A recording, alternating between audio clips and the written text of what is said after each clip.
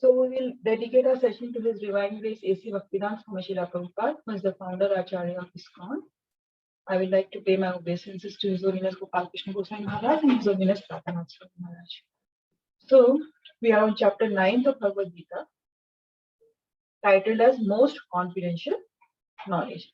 It has 34 verses in it, and it is further divided into 4 sections. First was 1 to 3, in which we discussed that Krishna glorifies the knowledge he is about to reveal. And he tells us about 8 characteristics of that knowledge. Raj, Vidya, Rajguyam, like that. So it's the most confidential knowledge. From 4 to 10, we discussed last time about the Krishna's relationship with this world. Okay. In that, the main point was that Krishna is responsible for everything which is going on in this material world, yet he is neutral. He is Udasi. Okay, he is not attached or directly involved in the activities of this material world. So this is the relationship, and along with that, we discussed 4 verses of this section also last time about different types of worshippers of Lord Krishna, which is discussed between 11 to 25. So the first 4 verses we did last time, 11 to 14, in which 11th and 12th talked about fools, like the foolish people who don't know Krishna's transcendental form, and they consider him as a human being when he takes incarnation in this world. And 13th and 14th talked about Mahatmas, the great Mahatma or the great souls who are under the shelter of Krishna's divine energy, and that is Radharani. And these great souls, what do? They do Satatam Kirtan. Okay, they are always engaged in glorifying Krishna. So these were the 4 verses, and from 15 to 25 we will do today. And the last section of this chapter talks about glories of Krishna Bhakti. So different types of worshippers of Lord Krishna. This slide we did last time. 11th and 12th was speaking about fools, and 13 to 14 about Mahatmas or Ananya Bhaktas. So today we will be doing the other 3 kinds of Jnanis who also worship Krishna, but differently. Okay. So Ekyatve means worship in oneness, thinking oneself as God.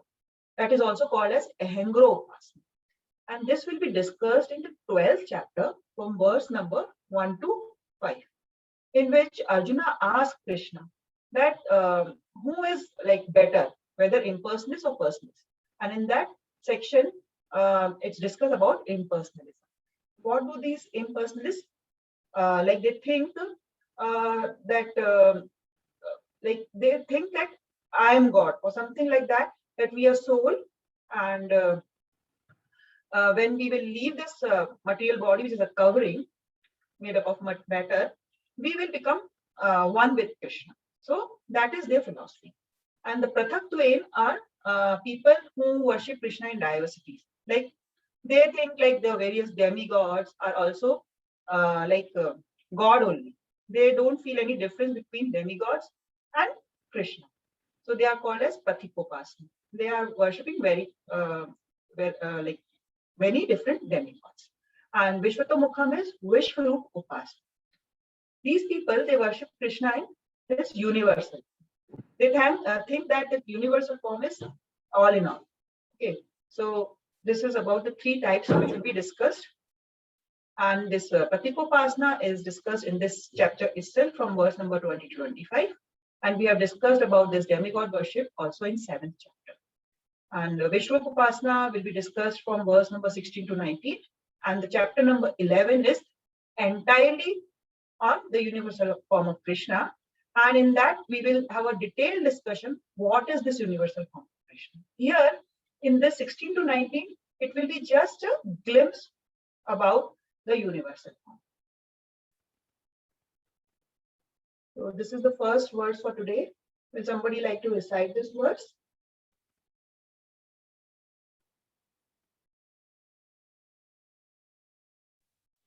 Okay, Mataji, I'll try. Hare Krishna. Hare Krishna. Yes.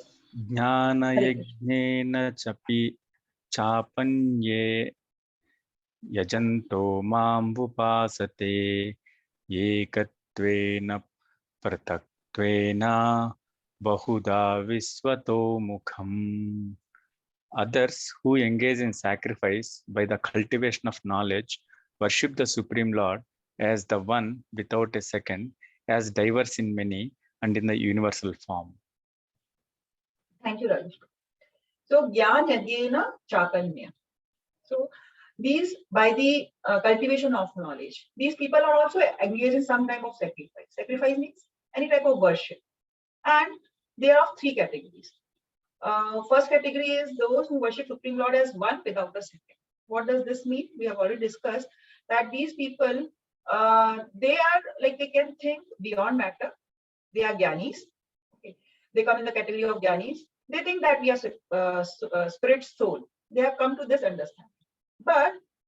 And they are not so much engaged in sense gratification also. They think beyond matter. They don't think that, they think like we are soul and we have to leave the sense gratification.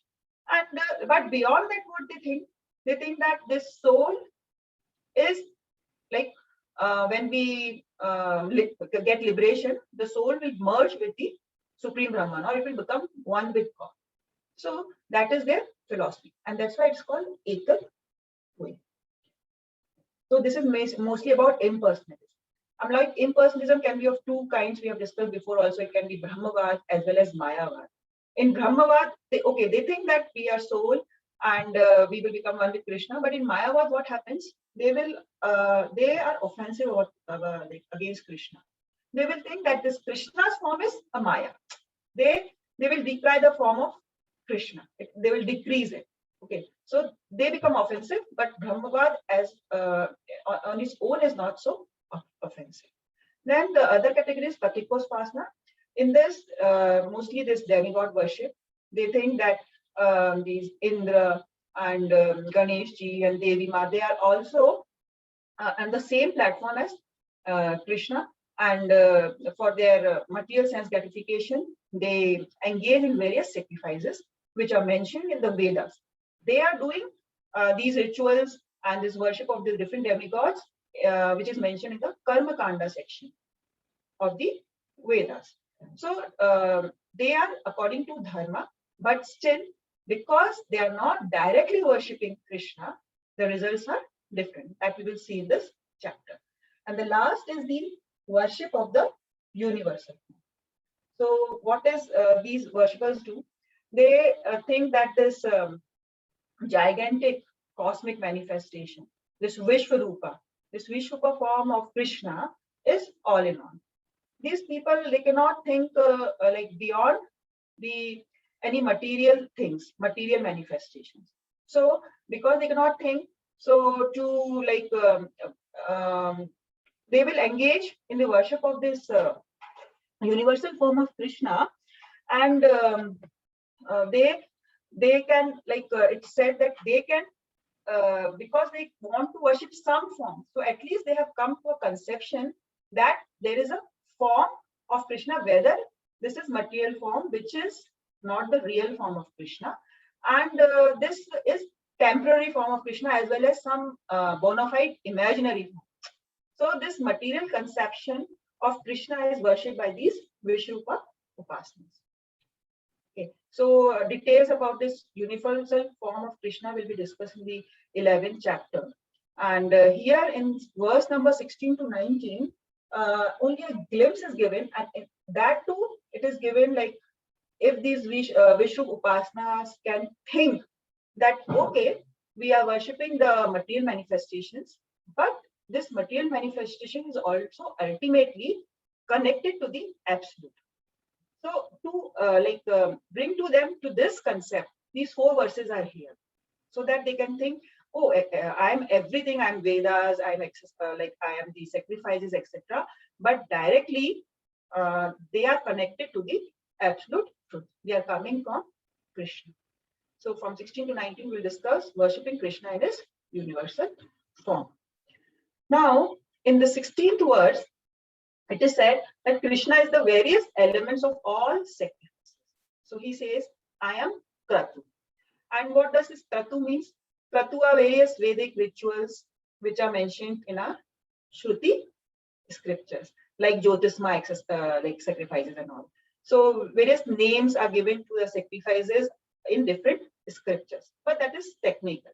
We just want to know in this verse that Krishna is saying, I am actually all these rituals. Then yagna. And various sacrifices also mentioned in the Smriti scriptures, various types of yagyas. And these yagyas, Krishna is saying, I am all these yagyas. And whatever you offer in these sacrifices, various elements of sacrifices also, I am. You think that to be me. Like if some aushadis we are offering, or we are offering ghee to it, we are doing like some milk products we offer, some fruits we offer. So basically, I am all these, as well as the fire in which you are offering, or the act of offering itself, I am. And fire, too, we have done the path, like 5 gross elements, in which fire is one of them. So all these material elements are the apara shakti of Krishna. They are the external energy of Krishna. So one of the energy of Krishna. And then some oblations are offered for pleasing the ancestors. So those oblations also are considered to be Krishna. So in this verse, it described that I am Pratu, Yagna, Swadha, Aushadam, Mantra, Ajyam, Agni, and Hutam. Even the transcendental chanting which is done, or the mantras which are recited during these sacrifices, Krishna says, I am that mantras. So in this way, this verse like brings us to an understanding that even if you are worshipping Vishnu form, you can connect it to me ultimately. Okay? I am behind that. And similarly, he talks about this from verse number 17 to 19. So somebody will read all these points.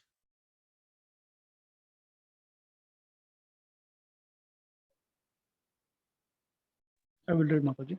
Okay. Krishna is all pervading, ultimate shelter, and cause of all causes. I am the father of the whole universe.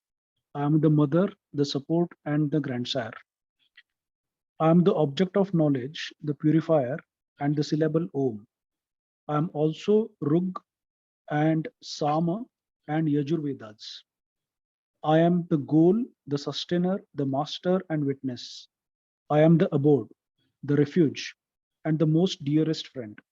I am the creation and the annihilation, the basis of everything. I am the resting place and the eternal seed, indestructible cause. I give heat and I cause rain. I withhold and send forth the rain. I am immortality, that is liberation, and I am also the death personified. I am both spirit and matter, subtle and gross. Thank you, Ashok.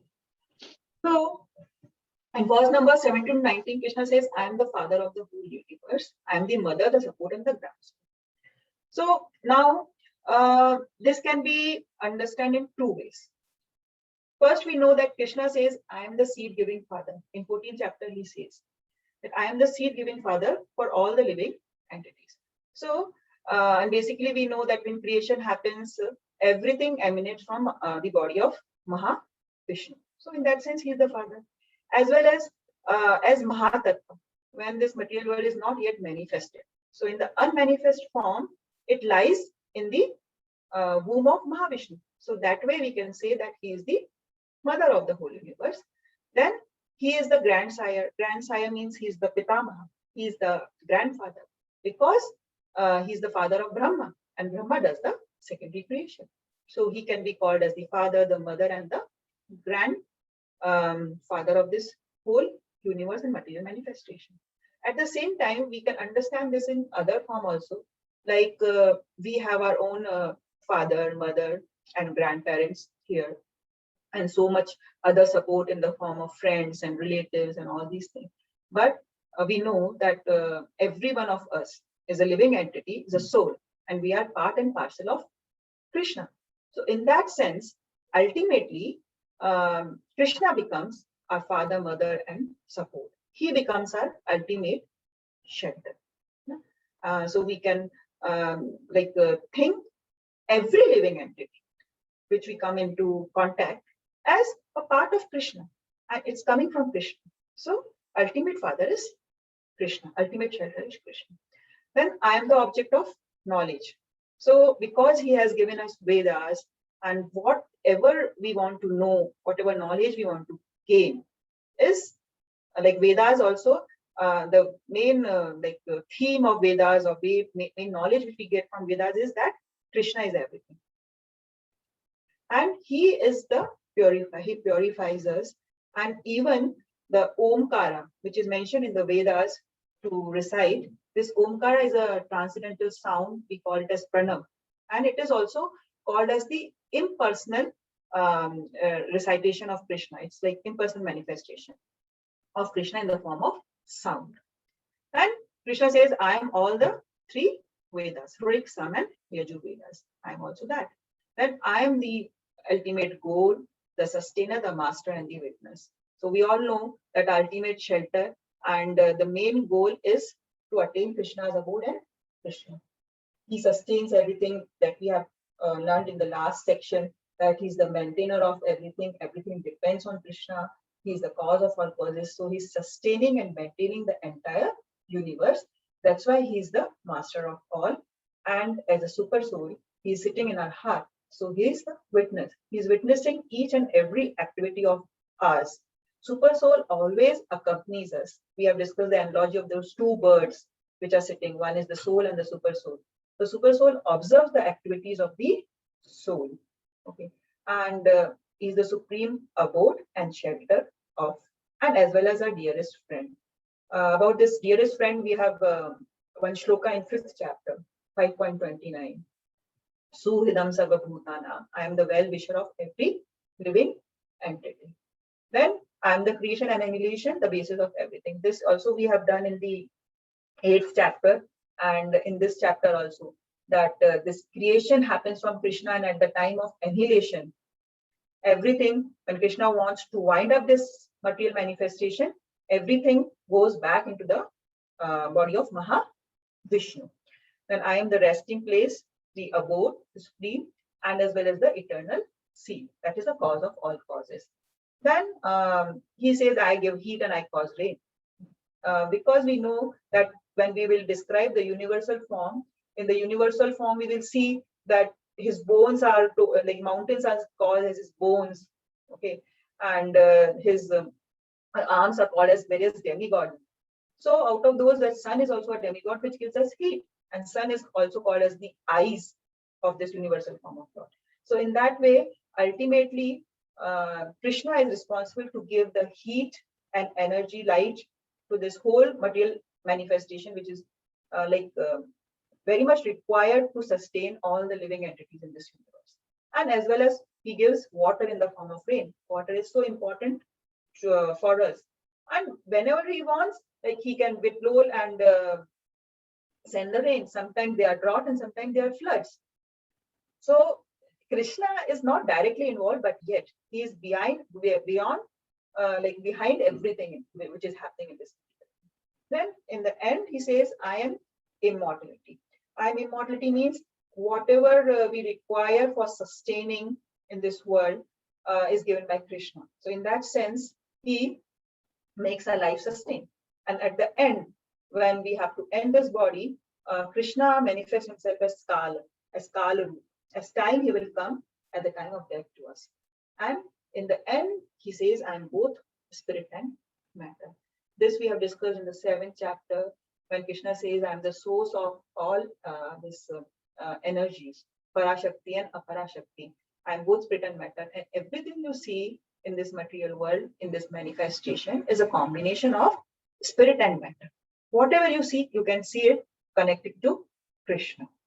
So in this way, from verse number 17 to 19, Krishna says that by seeing this or by worshipping this universal form of mind, also you will, like it can be called as first step in God realization. At least you are worshipping my material form, which is temporary. And then when you come to a realization that I am connected to everything, I am behind everything, then ultimately you will come to worshipping me in my personal form also.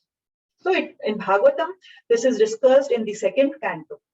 In 2nd canto in Bhagavatam, the things will be discussed that this universal form is the first step in the God realization. So once we start accepting that this universe is a material form of Krishna and it is related to Krishna, then we can realize that yes, if something is there, some absolute truth is there, and this universal form is also connected to that absolute truth, and they can come to the worship of the personal form of Krishna.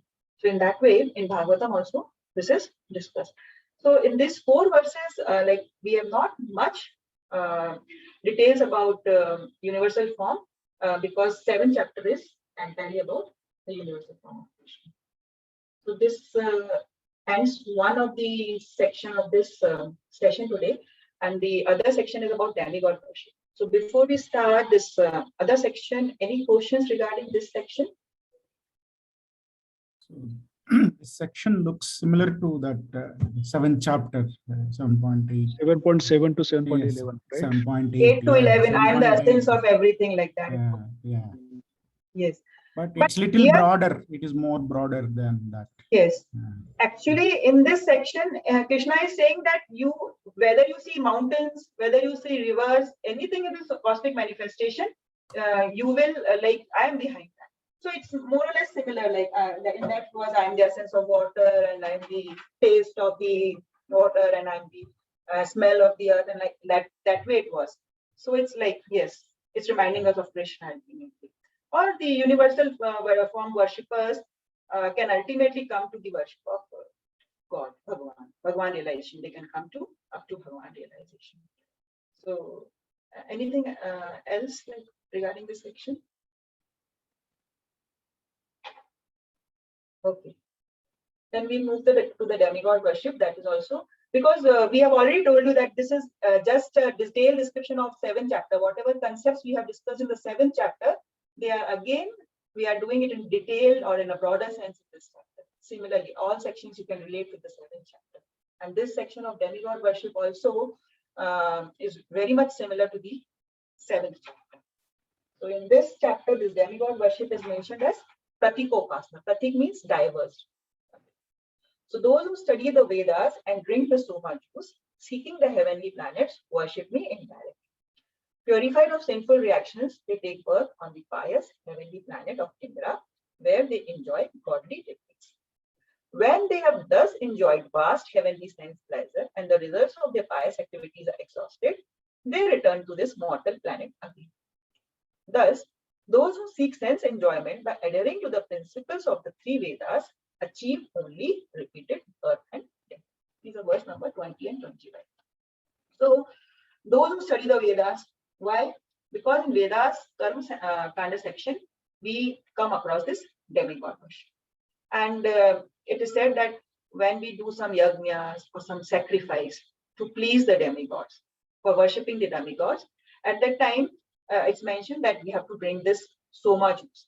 And you have to perform particular way, like you have to perform in particular way some sacrifices. And because what is your desire? You desire to go to Swarga. So, what is this Soma Juice? It has also come in 2nd chapter, I think so. It's about Soma Juice. So, Soma Juice is a drink which is which has similar effects like any thing we drink in this material world, like wine and all these things. But the difference is that this juice is drunk by celestial people, by demigods and all. And this Soma Juice, when they drink, they become purified. Okay, it leads to elevation of their nature from tamoguna to sattva guna, and it will purify them of their sins, and gradually they will accumulate some punya. They will get some punya by doing these sacrifices, and doing their sacrifices, when they drink Soma Juice, they will accumulate some punya in their account. And on the basis and the strength of that punya, what will happen?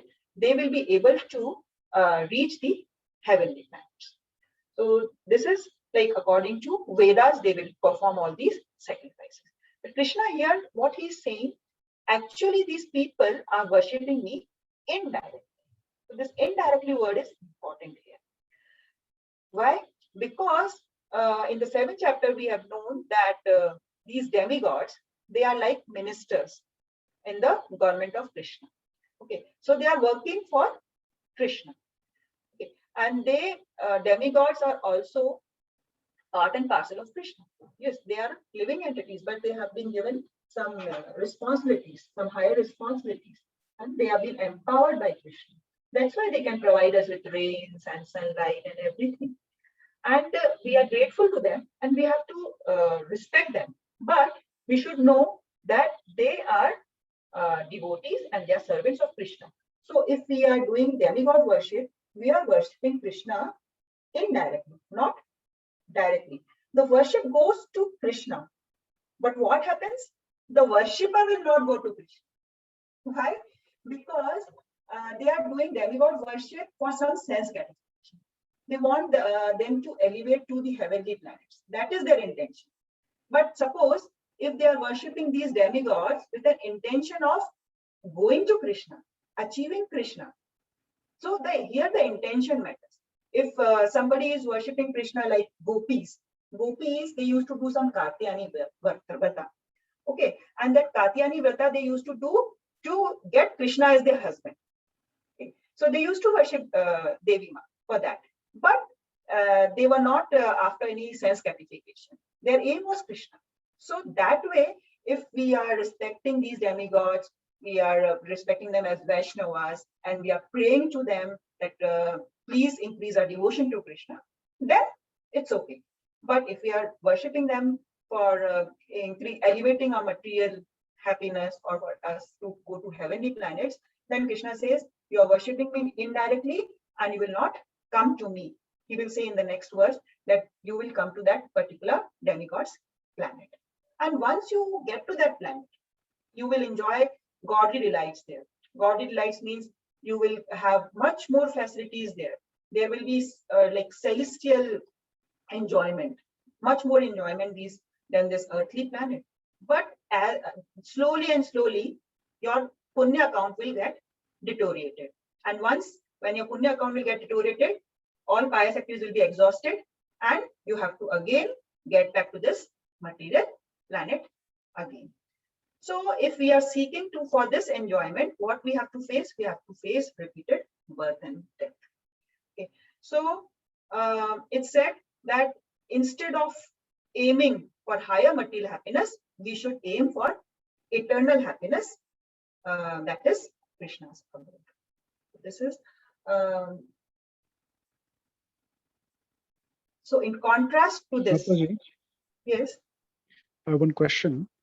Okay. So, as I understand, once the pious account gets, exhausted, one has to come back to the, cycle of birth and death. Mhm. So, can the soul who is in the heavenly planets, can that soul, have that option of, going to the Krishna's abode from the heavenly planet itself? So, Yes, it can. Yeah. okay. So they have to It can, continue but in their very rare situations. devotional It services, right? Yes, it can, but in very rare situation. So Uh-huh. Earth is considered as a platform to launch yourself. But yes, even from Swarga, you know why? Because in Swarga, primarily it is more about enjoyment. Enjoyment, There's yeah. so many pleasures are there that it is difficult, to focus on, spirituality, devotional service. But yes, there is a gradual pathway. We will understand it in Bhagavatam, that how, it will not be directly, but there, first you will go to higher planetary systems. From there on to Brahmaloka, and from Brahmaloka you will go. So just doing the pious activities in this Bhuloka without following Krishna consciousness, actually, a soul would be actually detouring and distancing itself, or maybe delaying its elevation to the abode, right? Yes, because we heard that whether you are pious activities and goodness, right? You do bad karma or good karma. Correct. Both You of still them appreciate that, yeah. are binding us. We should do a karma only. Yeah. Correct. Yeah. Prabhuji, this verse looks like that 2.4 to 2.43 we have that men of small knowledge. Yes, man of a small knowledge worship Vedas, and if you, you know, yeah. Yeah, exactly. It resembles like that, at least to me. Those who study the, yes, yeah. Those are attached to the flowery words. Yeah. Thank you so much. Okay. So in contrast to these demigods worshipper, Krishna says that here you have to do bungee jumping from earth to heaven and from heaven back to earth. But if you are my devotee, you will get complete protection. Okay. So somebody will recite this verse. Yeah, I will recite. Okay. Krishna's complete protection for an Ananya Bhakta. Ananyas-chintayanto mam ye jana parupasate tesham nityabhiyuktanam yogakshnemam vahami aham. But those who always worship me with exclusive devotion, meditating on my transcendental form, to them I carry what they lack and I preserve what they have. 9.22. Thank you, Shita. So Krishna is saying, but those who are worshipping me exclusively. So again, Krishna is demanding exclusive devotion. Mam ekam sharanam vaja. Surrender only unto me and give up all other varieties of religion.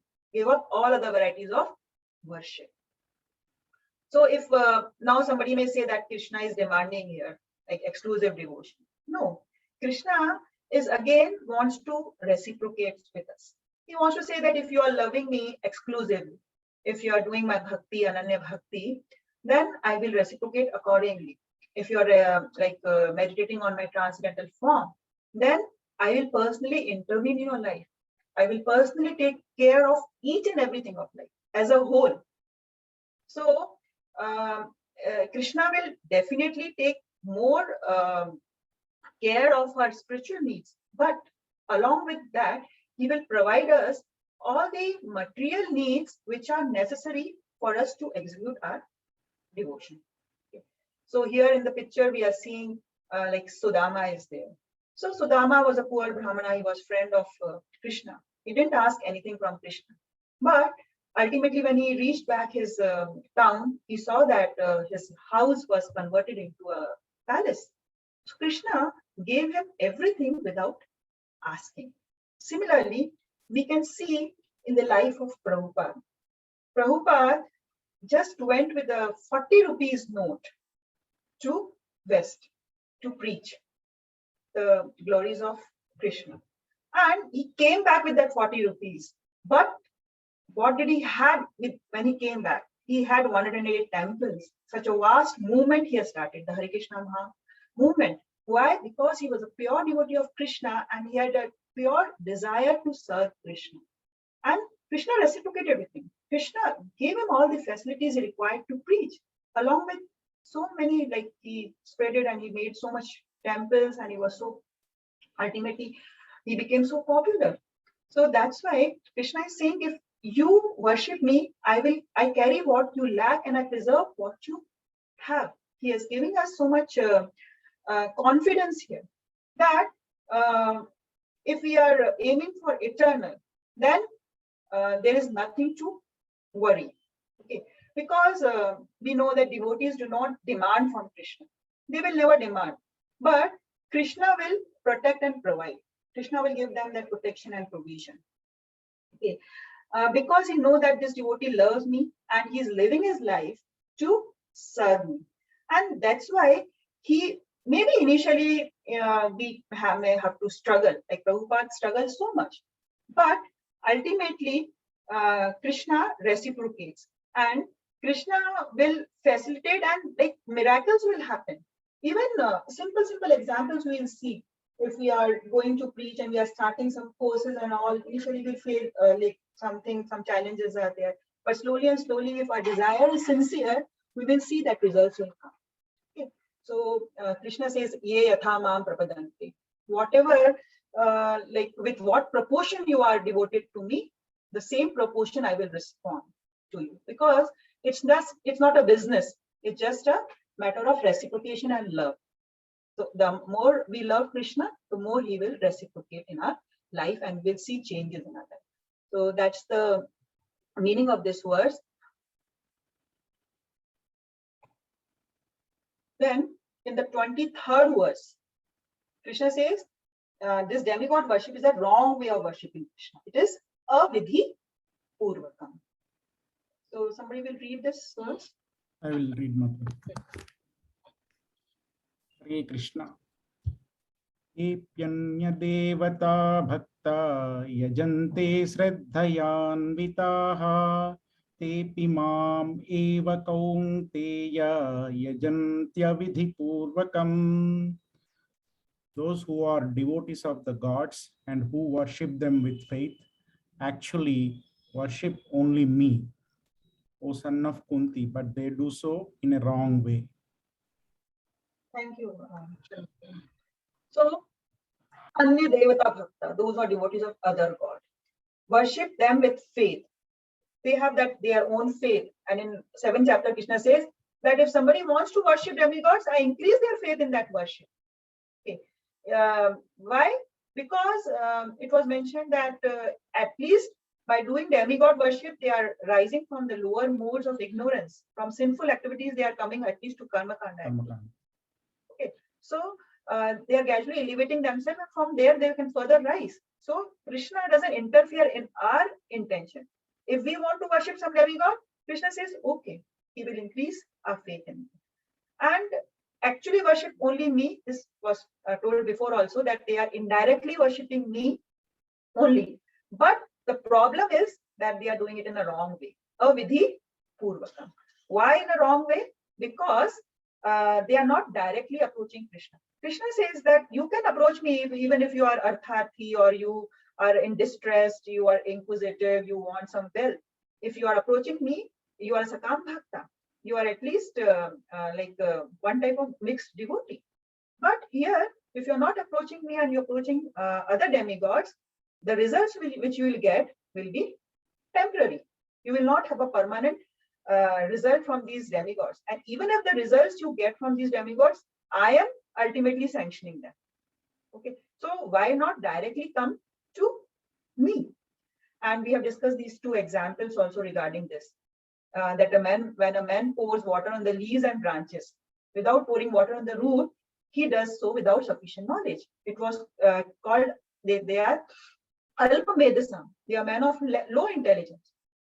Okay, so they don't have brains that by watering leaves and branches, nothing will happen. The tree will not grow. Similarly, these demigods are just like branches and leaves. We have to pour water on the root. That is, we have to worship Krishna. And the other example which we did is like we have to feed the stomach. Okay, if we are trying to feed our different body parts separately, we will not get nourishment. So these demigods are compared to the different body parts. So directly, if we are worshipping Krishna, then that is the right worship. Otherwise, it will not lead us to anything. And regarding this, in the purport, Prabhupada says this. So somebody will read this.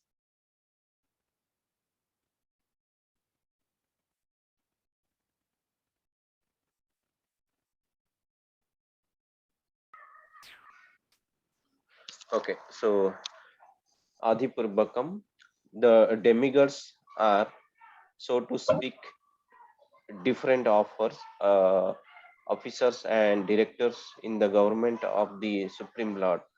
One has to follow the laws made by the government, not by the officers or directors. Similarly, everyone is to offer his worship to the Supreme Lord only. That will automatically satisfy the different officers and directors of the Lord. The officers and directors are engaged as representatives of the government, and to offer some bribe to the officers and directors is illegal. This is stated here as Avidhi Purvakam. In other words, Krishna does not approve the unnecessary worship of the demigods. Hare Krishna. Thank you, Santosh. So this is self-explanatory that if you are worshipping these demigods, it's not it's something wrong. Okay, it's illegal. So you have to directly worship Krishna. And if you are satisfying Prime Minister, then all the other ministers will automatically get satisfied. So that's why Krishna is not approving this unnecessary worship of the demigod, which is not at all required. Mataji, one question on that Yes. slide. Is unnecessary worship meaning worshipping with some desires for sense gratification? Because Yes. Krishna said he only gives the faith for them whenever they worship demigods. So Yes. here, Yes, because their intention is to get yes. heavenly planets or sensory gratification. So Krishna has given us that free will. So like if he's saying that I don't agree with this worship of the demigods, means if your intention, like if the basic intention is that you will come to me, if you are worshipping these demigods with an intention of serving me, then I will make your faith stronger in that. So that we've already done. Like what you want to ask in this regarding this? No, the question is it contradicts with I only give the faith for them. Whenever soon after they worship the demigods, I will make their faith firm. That's what Krishna said. So here, not approve unnecessary worship, meaning worshipping for with the wrong intent, for mainly the desire for sense gratification, right? That's what it means, isn't it? Unnecessary worship, what does it mean? What is there another worship, like, I mean, with the intent of attaining Krishna, worshipping the demigods? Because the intent is unnecessary worship means with wrong intent, correct? Yes. So in The this wrong intent is like just get the desires fulfilled. Is that what it is? overall, the worship of the demigods is condemned. Krishna doesn't approve it. He explains all the pros and cons. That if you worship demigods, you will get to the Planets, yeah. and you will get your material sense gratification fulfilled. Okay, you will get whatever you want, but I don't approve it. So this is the conclusive statement. Yes. Even though he said he will make sure the faith of the worshippers is firm, Yes. but still this is a conclusive statement that people should not worship demigods. That's what. I don't want that. You want that. I don't want that. Even what to talk about demigod worship, even those who are atheist, fully atheist, and those who are doing abominable activities, it is that if they are going against Krishna, nothing is being done without the permission of Krishna, right? Yes, that's correct. But Krishna is approving, like for example, a parent. The parent doesn't want their child not to do studies, not to work ethically and all. But if they want to do whatever they want to do, what a parent can do. Ultimately, the father is providing food for everyone, for all the children. But father will definitely, undoubtedly love that child who will obey the father, who will do nicely in studies, who will follow the instructions of parents and all. But it is not that the other, they will not get food from parents, they will not get this. Ultimately, Krishna is approving either through Yog Maya, Mahamaya, they are under either inferior energy or superior energy. But here everything is under Krishna. So Krishna says if they want to, although it is Avidhi Purgam, but even if they want to do what to do, yeah, I will keep their faith there. Okay, understood. Yeah, Prabhuji, maybe one context is we say that Krishna likes when we satisfy those who are closer, like devotees and all these demigods may be considered as devotees of Lord. So if we make them happy, then Krishna is happy. So in one sense we say no. See, that is a different understanding. Why is it Avidhi Purva? Yes, they are devotees, but please try to understand they are not pure devotees. Demigods are not pure devotees. So, and if someone is worshipping Avidhi Purva, means if they are worshipping thinking that they can fulfill their desire. So it is a desire for sense gratification, sense enjoyment, material propensities. That is why they are worshipping demigods. Do you understand, Santosh Prabhu, the difference between the two? Right? They are not worshipping the demigods in a sense that they are pure devotees. That is why we are worshipping them. No. These people who worship demigods, they worship demigods for some material desires. What to talk about demigods? Even people go to Krishna for material desires, right? But they are saying, then Krishna says, yes, Those are magnanimous. these four are Sukritina. Fine. He says, don't go to them. Come to me, even if you have material desire, you should come to me. Don't go to demigods. Yeah, bro. So he doesn't want us to go to demigods at all for anything. He wants us to be respectful to them. There is difference between worshipping demigods and being respectful. Prabhuji, I remember Madan Gopal Prabhuji saying this on one of the sessions. He did touch base on this particular topic, and he did mention, if you happen to go to a Ganesha temple, should we bow down to Ganesha? Yes, but at the same Yes. time we should not ask for any material desires. But what we can ask Yes. is, Lord Ganesha, you have written Bhagavad Gita, so please help me get that knowledge from Bhagavad Gita, what Krishna Yes. wants to tell me. At the same time, Yes. to Shiva also we should say the same things, like you are Yes. the highest Vaishnava, so please Yes. give me bhakti of Lord Krishna. That is what we should do. Very right.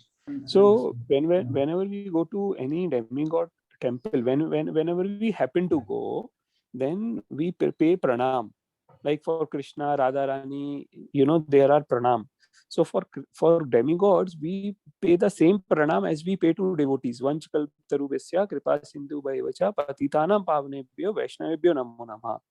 That you are Vaishnav, we are paying obeisances.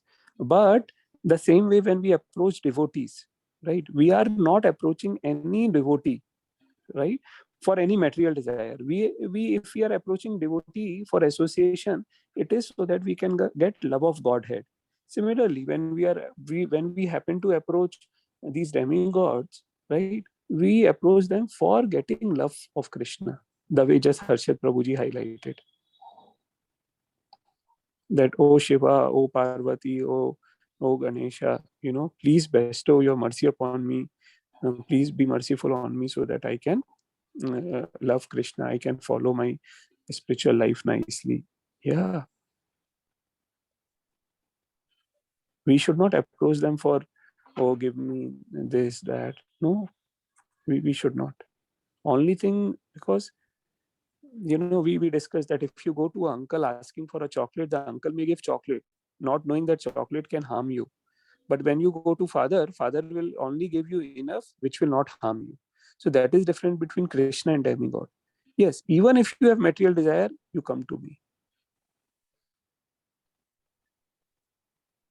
Even if you have akam, sarvakam, mokshakam, whatever you have, there is a verse in Bhagavatam.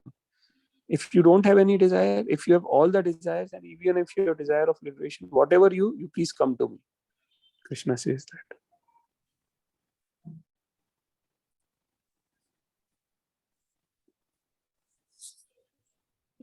So we move on. Yeah. So in verse number 24, again Krishna says that ultimately all acts are meant for satisfying me. I am only enjoying the master of all sacrifices. Therefore, those who do not recognize my true transcendent nature will fall down.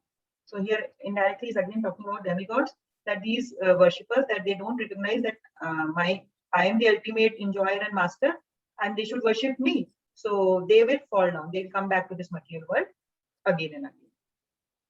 Ahami sarvega jnanam bhokta cha prabhurev cha na tu mam abhijanati tattvinatas chayavanti te. So we have learned about I am the only enjoyer and master in other chapters also. Bhoktaram yagyatapsam sarvatokamesha suida sarvabhutana yatvasham manti mati.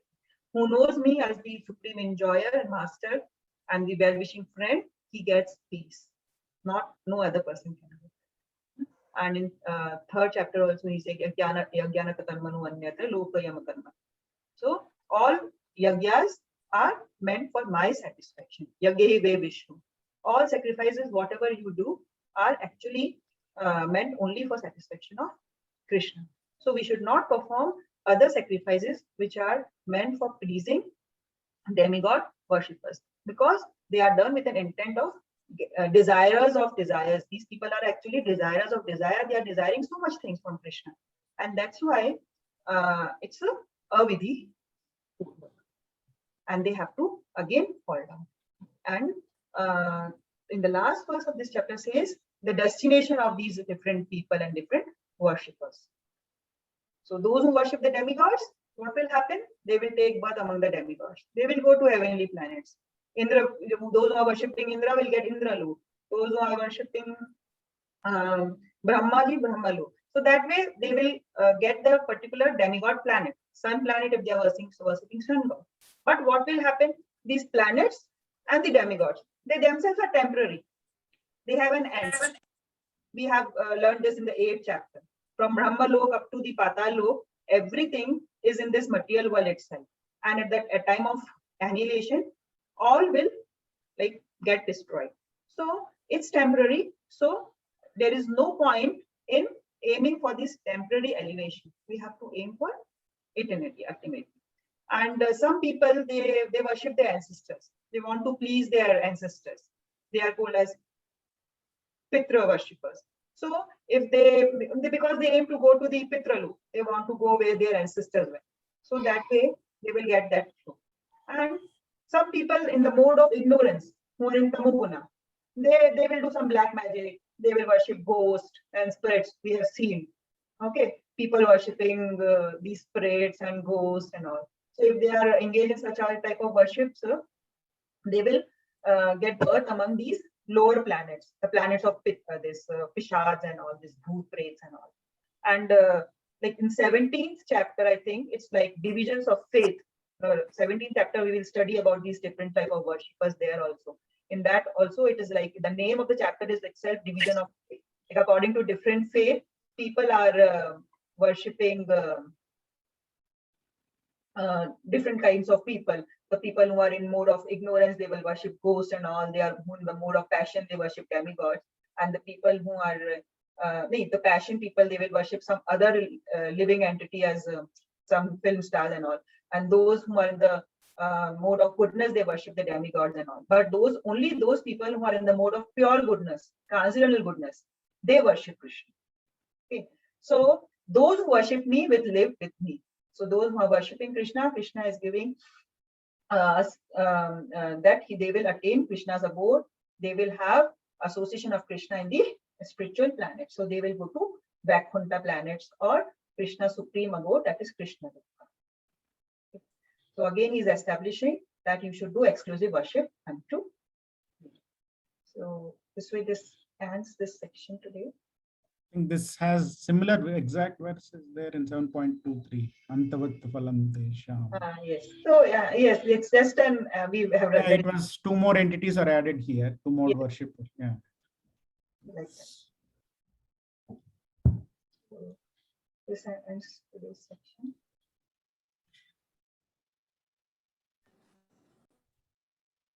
Anything else?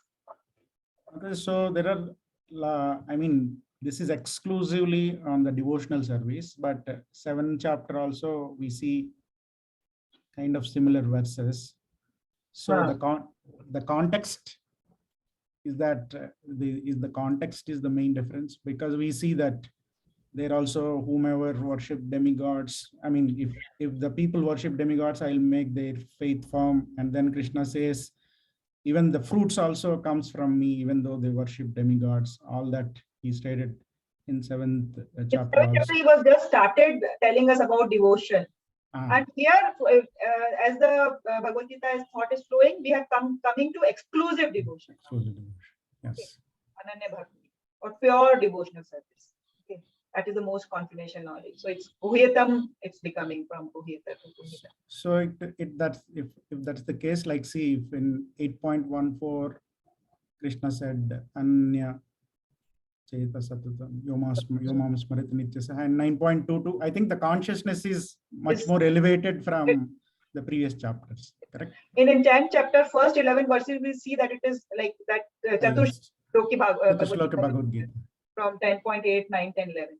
So that will also talk about exclusive devotion up to 11th chapter, 11th verse in 10th chapter. And from 12th onwards, Arjuna will ask about Vibhuti Yoga. And then Krishna will start describing his opulences in that chapter. Yes. After 11th verse. Till 11th verse, it's about devotion only, it will continue. Exclusive devotion. In 10th chapter. So this way, like, then 12th will come, 12, the 20 verses, they are all about like devotional service. So, yes, here and there some, but Krishna wants to give the message of exclusive devotion. Remember me always, and you will attain me at the time of death, during your life, and all those things. Okay. So, can we end this session? Yeah, Hare Krishna. Hare Krishna. Hare Krishna. Hare Krishna. Hare Krishna. Hare Krishna. Hare Krishna.